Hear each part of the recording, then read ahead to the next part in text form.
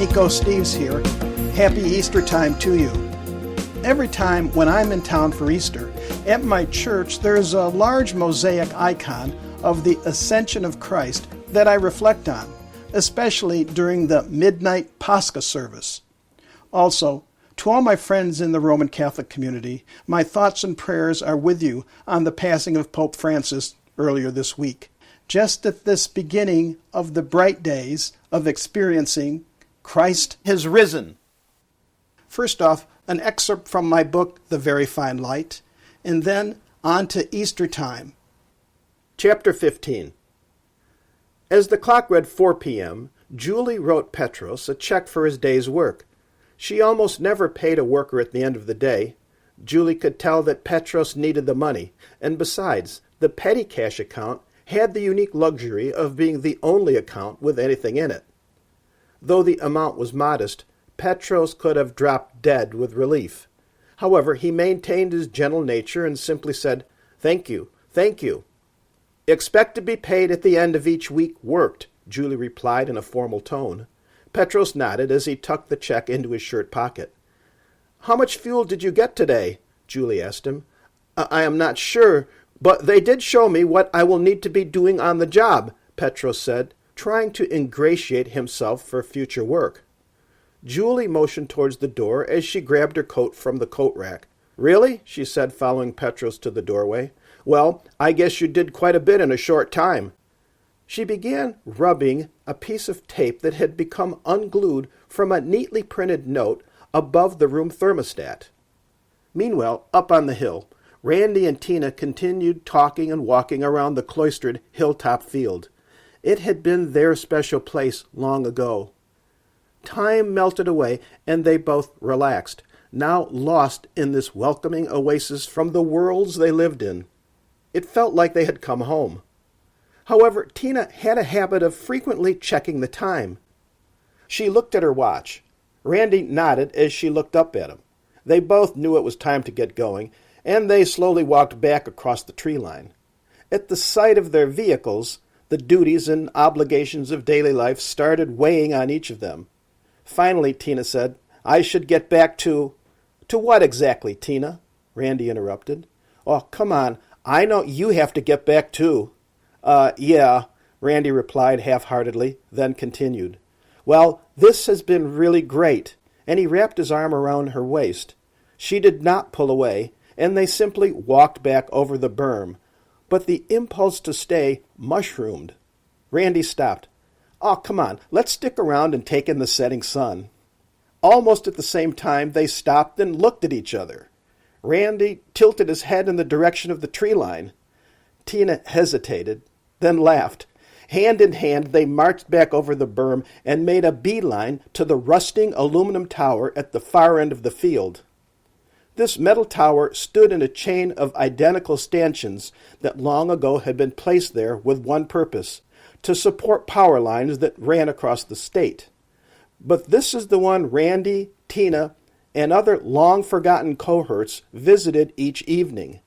They would climb up to the first support beam and perch there to watch the sun settle for the night.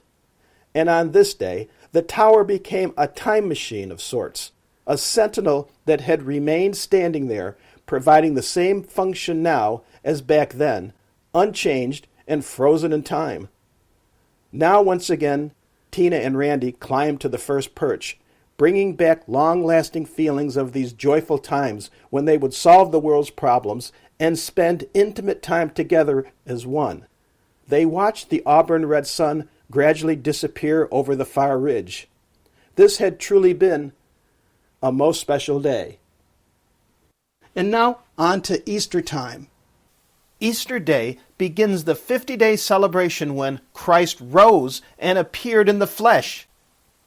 It's likely one of his first apparition visits was to his mother. Christian tradition has long taken it for granted that one of the first appearances of the risen Lord was to see his mother.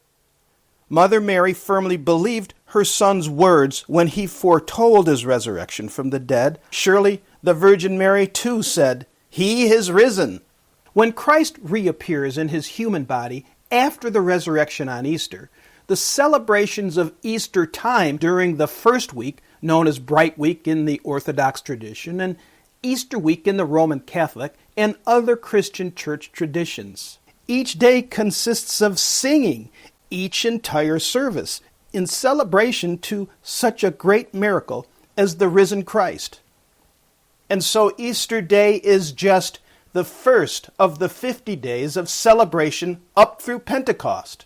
Jesus appears multiple times to his faithful in the upper room where the Last Supper was, as well as continuing other places, including the town of Galilee, where 500 people saw him.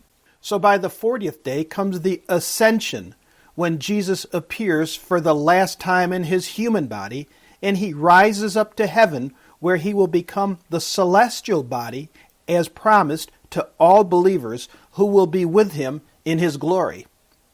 Then comes the 50th day after the resurrection, Pentecost. And on this 50th day is when the disciples received the Holy Spirit as Christ had promised them. These are the observances that the churches honor beyond some people's remembrances as simply the one day of Easter that includes the popularized Easter baskets, the Easter egg hunts, and Easter Day dinner celebrations. People only seen during Easter when churches everywhere are filled to maximum capacity and beyond as people literally spill outside the front doors.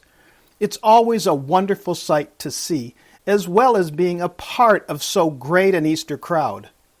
At my church, there's a large mosaic icon of the Ascension of Christ that I reflect on.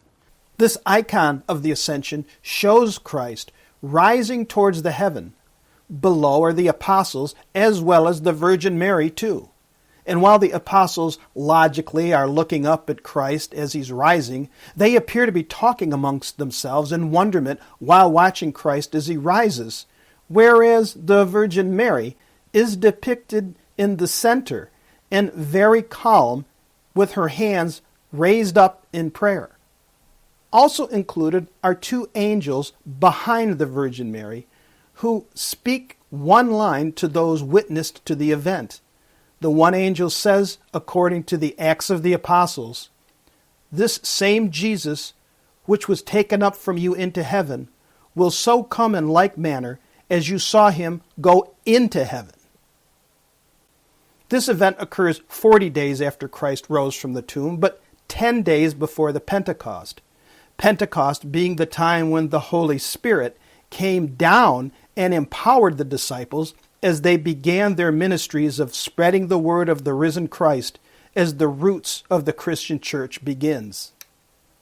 Since the crucifixion, and for the rest of her life, the Virgin Mary was always accompanied by the disciple St. John, and she is frequently included in artworks when Jesus is said to have appeared to the disciples, and also she too witnessed his appearances during those 50 days. He has risen. Till next week, I'm Nico Steves here.